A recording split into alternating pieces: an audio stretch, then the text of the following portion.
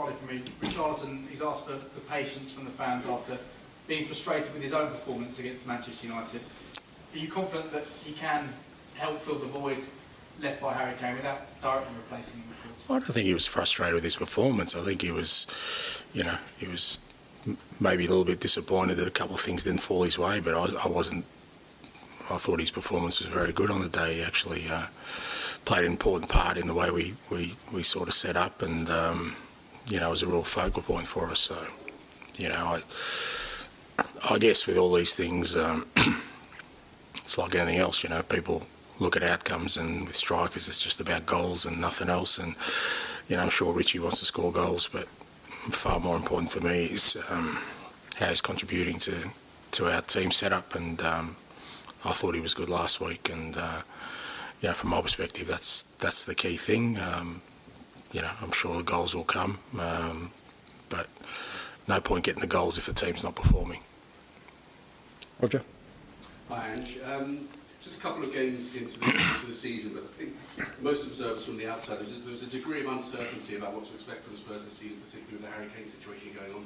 A couple of games in, a couple of positive results, what look like tricky fixtures. Have you sensed a feel-good factor and what perhaps a win against Manchester United brings around the place?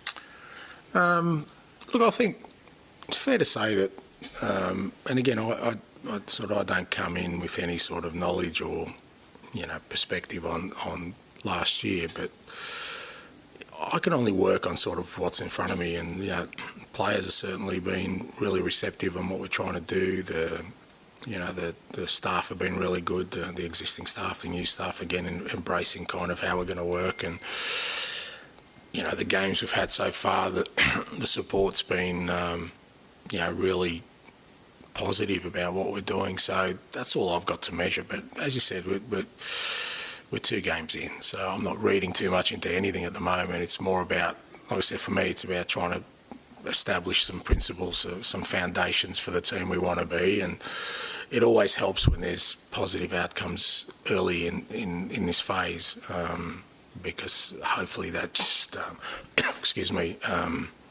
accelerates belief more than anything else. But, it doesn't change the fact that we're still very much at the embryonic stage of any kind of, building of a new team or new way of playing.